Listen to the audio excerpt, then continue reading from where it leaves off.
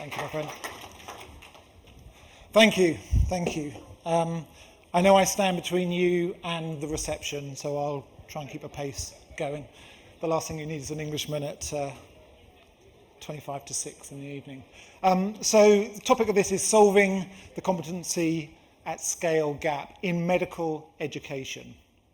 That is the focus of our business. My name's Richard Vincent. I'm the co-founder and CEO of Fundamental VR. We have a platform that we've been developing now for nearly 9 years called Fundamental Surgery that focuses on medical education and the use of immersive and spatial technology for the acquisition of those skills and knowledges. Let's talk about what that competency at scale challenge is. This is a rather futuristic looking cath lab, one of the environments where some of the new digital surgery procedures are being undertaken on a day-by-day basis. Things like interventional, minimally invasive, robotic type procedures happen in this and in other environments. The thing about all of those environments is they're incredibly complex. There are numerous interconnected systems.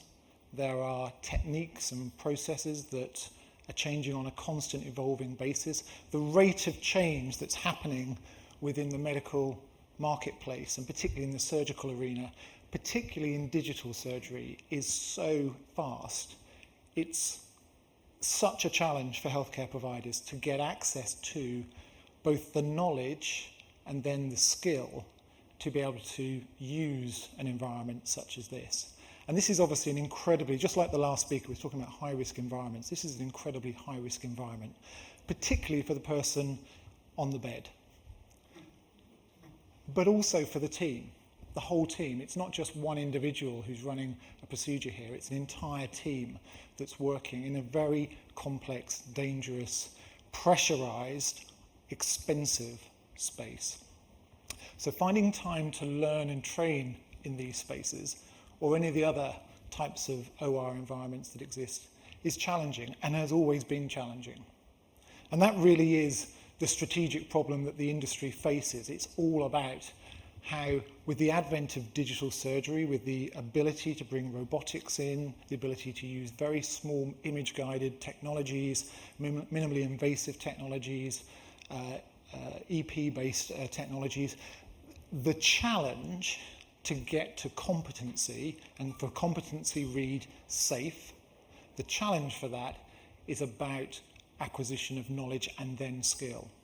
Traditionally, the industry, medtech companies who make these devices, the healthcare providers who use these devices, the insurance companies who pay for these devices and these techniques to be used, traditionally they've used fairly simple learning techniques. Didactic training, of course, hands-on training in the sense of a wet lab where animals will be used, a cadaveric lab where human specimens will be used, incredibly complex and expensive environments to use. The logistics around managing and deploying those is particularly difficult, and that's really the throttle that we're talking about on this slide. The throttle is, if I'm a really busy healthcare provider, I have a clinic that runs most days, finding time to step out of that to go to a symposium or go and spend a day in a training environment is hard to achieve. To do that enough to get to true skill level that I would want to be at is incredibly difficult and takes a very long time to achieve. Now the industry spends somewhere in the region, well, many billions on trying to solve that and fly people all over the country to try and get them together to learn. And what we've done at Fundamental Surgery is really try to address this problem and deliver it into a digitized platform. So let's move away from, or at least augment, the traditional training approaches of putting people into rooms, and let's make that virtual. Now, acquiring these skills, both knowledge and hands-on experience, takes a number of different things. One of them is repetition. In any environment, repetition is key. In this one, it's essential. Having the ability to try again and again, to deliberately fail, to make mistakes, to see what happens. In most medical training environments, those opportunities just don't exist. So being able to provide that within a virtual space is incredibly valuable. But you need to be able to do that on terms that works for the healthcare providers. So the image you see here, these are two training environments, or these are two controllers for the Da Vinci robotic system. These are the actual ones that would control this particular version of Da Vinci. These ones are running a simulation. You can see the size of them. You can see that they have to sit within a controlled environment. In some hospitals, there'll be the actual device that's used in the operating room. So the opportunity to turn on the simulation on this device may only occur once all the operations have been done for the day. So imagine you've done a 12-hour shift, you've been at it all the time, high risk, high precision activity within the operating room, and then somebody says to you, do you mind just spending a couple more hours with your head in this? It's not the best opportunity to learn. Now what we can do is take that and virtualize it. The other thing you need for skills acquisition is understanding what's happening. Again, as things get smaller and are happening more and more inside the body, the ability to observe performance reduces. My ability to stand over somebody who's learning or developing their skills and say, actually that doesn't look quite right, becomes harder as this digital surgery phenomenon takes place. So we need the ability to really understand true insight into what somebody is doing, true understanding of what's happening with that patient as they're interacting with them. And of course, you need to do that within a team environment, because again, I'm not a unit of one. There are many people supporting the individual deploying that particular procedure, different people in that operating room. So the collaboration is important, along with the ability to understand what's really happening. Not, it feels like you might have got that wrong. It's like, well, actually you were out by this because of these reasons. Understanding that capability is really important. And then the final one, to really learn, to really understand the different use cases, the different scenarios that you'll face in a real environment, you need different patient presentations. You need different pathologies. And again, that can be really hard to achieve. If you go to a traditional training environment, you will get what you've got. You know, if it's a human specimen that you're using, you have what you're presented with. And that may not give you the opportunity to try those different approaches or to see a particular condition. So you rely then on the real world back in the operating room. And again, even in that environment, it may take several months before you come across a particular case. And the last thing you want is to face that emergency, very difficult pathology for the first time in a live environment. So these are all issues around achieving true competency at scale. These are the inhibitors that are stopping that adoption of digital surgery that I was talking about.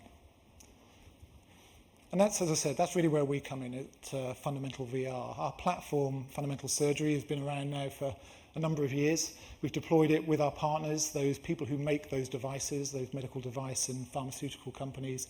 We've deployed it in over 30 countries.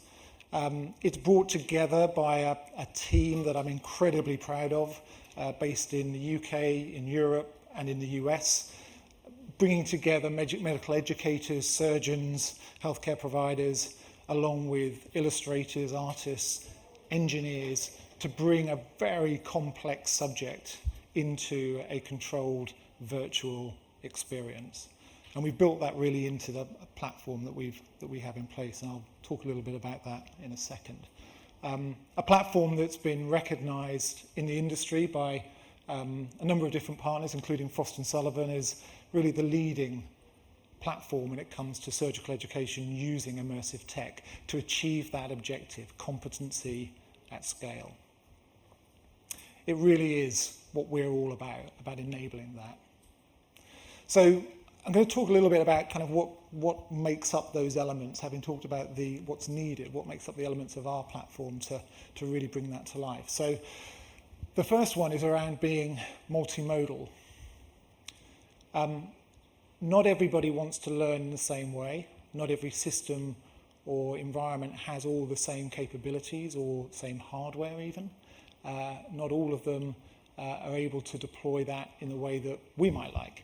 So what we've designed in our platform at Fundamental Surgery is the ability to go multimodal, so that we can have somebody on a tethered headset along with somebody on a standalone headset. So putting that into context, so a Vive headset attached to a PC versus a Meta 3 or an Apple Vision Pro, or, as you see illustrated in the image behind the person in the headset, or onto a screen. So it could be on your laptop, it could be on a tablet, so that you can join that virtual space and be part of that team, not fully immersed, but still be able to be part of that learning experience, either as an observer, a teacher, or a participant.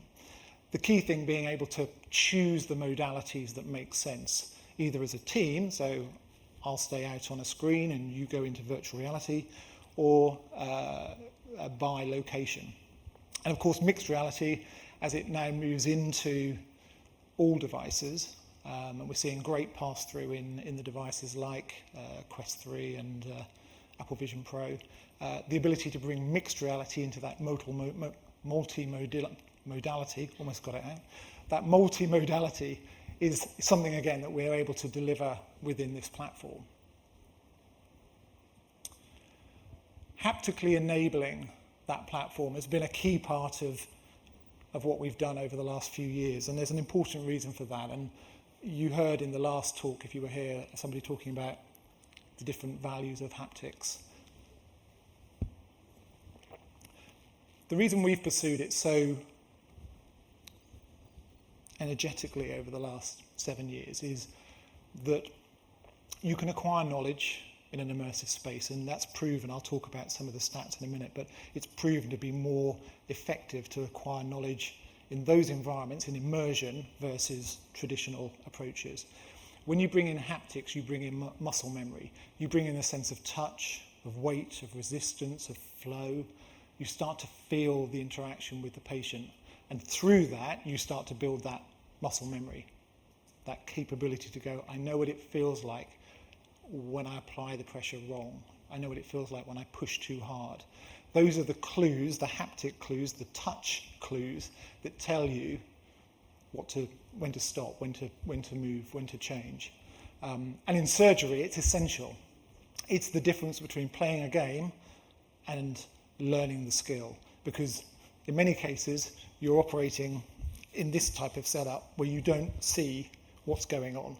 Your hands are away. So feeling, that tactile involvement is essential. So we've built it into the platform that we have. Turn it on when it's needed, don't have it there when it's not needed, depending on the learning objectives. Really, really important.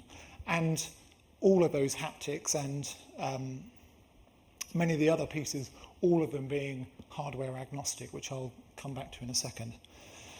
Collaboration, I talked about in terms of that being essential for skills transfer. Of course, you'd expect to see it in a VR experience, and it's there in spades.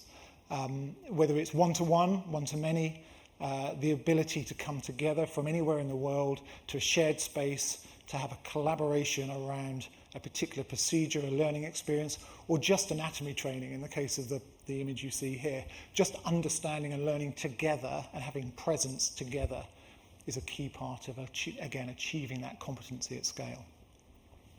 Being hardware agnostic, I touched on, and we certainly have prided ourselves as a business to hold to that all the way through, quite simply because it's moving so fast. You just go down to the exhibition hall, you see so much great stuff coming through. Not all of it will get to commercial scale. Not all of it will be at the best level, the top level forever. Something else will come through. So from our standpoint, as a software business only, we don't make anything that you hold or put on your face. We build software that goes into those environments and allows them to come to life. So again, being able to just plug and play, not quite plug and play, but being able to move between different target hardware environments, whether it's in the vision and the immersion, or whether it's in the haptics, with grounded haptics like the Haptic device you see here, or whether it's glove-based haptics with our friends at Haptex. All of those capabilities are important to, again, have in our building blocks to achieve that competency at scale objective. Integration of the system. Two parts to this. First one is fairly elementary integration, so convenience integration. I don't want to, as a user, I don't want to have to remember another password and another login, along with the other 7 that I have in different systems in my space. So I want to be able to use things like single sign-on, be able to integrate into that through our platform to allow people to just sign on with the system credentials they already have. Really important in many, many use cases. So being able to integrate at that level, or being able to integrate at the LMS level. So rather than the data residing just on our platform with our analytics and our display, it resides in your LMS system so that you can access it in the way that you need to do it. That's really important basic integration, and our platform, again, has been built to allow that to happen. The more involved integration touches on areas of IP and core data. So if you go back to the digital surgery revolution that's happening right now, you think about that robot that I was talking about, Da Vinci robot. The code logic that drives that robot is so valuable to Intuitive, who manufacture it. They would never hand it over to a VR developer and say, take that and simulate it. It's just never going to happen. So your choice in simulation is either to create your best case facsimile of that capability, or it's to truly integrate into the logic of their system without actually seeing it. So to containerize that logic and be able to make a call upon it without ever actually having it revealed to you. So being able to integrate our platform so that if you have a core piece of image-guided technology that is at the heart of your IP, you don't have to give it up to a company like Fundamental VR. You simply work with us to create a pathway where we can call on it and you can return the messages we need to run the digital twin in our environment. What that starts to do actually is quite interesting, because it takes you from pure simulation into virtualization, because it allows you to, if you use the flight analogy, our VR simulations are flight simulators for surgery. But when you start to run the actual software of the actual device in a simulation, you're now virtualizing that product. You're running the actual product, which is quite an interesting step forward. And for some of these technologies, you need to be able to do just that, because running an approximation facsimile of the logic just isn't good enough to teach the skill. You have to run the actual software. So that's where our integration comes in again within the platform, the ability to reach over, not see, but interrogate, work with logic that sits on our customers' platforms is part of that integration capability. And again, important when it comes to getting to true skills transfer rather than a playthrough. Who doesn't talk about AI, right? So AI, again, a couple of elements for this from our standpoint. If you go to our booth, 230, you can see some of our AI in action. You'll be able to see our character Maya, which is just one version of our AR system. We gather so much telemetry, so much data, so much insight into your head movement, your hand movements, your behaviors, what interactions you have, that we can use that to guide you. So at one level, we can start to provide really precise guidance data to improve your performance. On the other side, we can also take that capability of LLMs and similar and start to create expert guidance around your simulation. So in the case of our Maya character, you talk to her or him, whatever it is. Ask questions about the environment, ask questions about the procedure, ask questions about what you should do next. And in time, as our models learn, Maya will start to offer you advice as well, based on the interactions that Maya's had with experts. Right? So if I provide all of my knowledge on image-guided systems, and it sits within Maya, within a very constrained LLM, then Maya can start to impart that to you as you interact with it. So really interesting kind of, again, opportunity for true skills transfer, for really achieving that competency. Because, again, Anyone who's been through med school, gone through residency, gone into fellowship and on will tell you one of the hardest things is to get access to the experts. Well, with this technology, we can kind of digitize that expertise. We can start to hold it in a way that means that you can impart it to thousands of people all in one go. So it's a really interesting opportunity, and like most companies, we're at the beginning of that journey rather than the end, but it's a really interesting space. And then I think the final one here really is, in terms of building this competency at scale, is about making it accessible, making it open, making it a platform that people can work with. So we've built something we call Fundamental Core, which is a SDK system that allows people to build on the technology that we've got in place and to create their own simulations. We don't have to, we can't possibly ever make all of them. You can use it. If anybody's interested, you can go to fundamentalcore.com, download the SDK, you can use it. You don't have to pay until you commercialize. So it's a free building block system.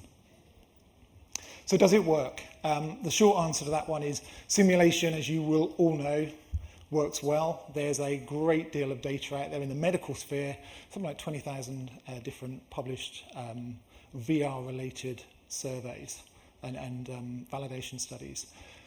Focusing in on our area of surgery, what's been shown from a number of different studies is that the plus up is massive, somewhere in the region of 200, 300% over normal training techniques using just VR. And then when you bring haptics in, it goes up again by another 40 to 50%. And this time we're talking about skills, we're talking about true accuracy, not just the knowledge, the actual ability to do it. And all of those things together really start to achieve, again, what we call competency at scale. They start to allow you to achieve that outcome. And to illustrate that, and just to wrap things up, I'll show you this quick video. This is from Orbis International. It was actually put together by Meta, who was showcasing Orbis and ourselves as part of their campaign. You may have seen it on TV. I think it crystallizes kind of what we're talking about really well, and this is from developing rather than first world nations. 65% of blindness in India is because of cataracts. Unfortunately, we don't have enough trained surgeons. With the help of Fundamental VR, you can train doctors quickly and safely. The tactile feedback that you get while training in virtual reality does make you more confident of what you're going to be doing in the real OR. When you have well-trained surgeons, you feel very confident. That helps the whole society.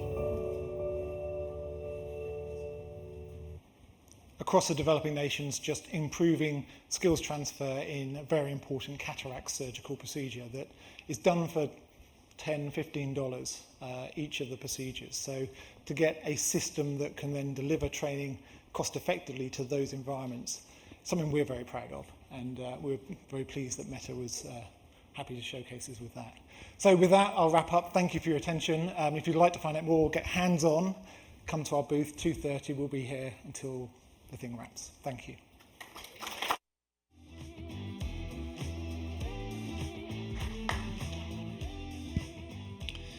Thanks, everybody. That's a wrap on the day. Thanks to Tricia Blake in the back for this morning's, or this earlier today's host.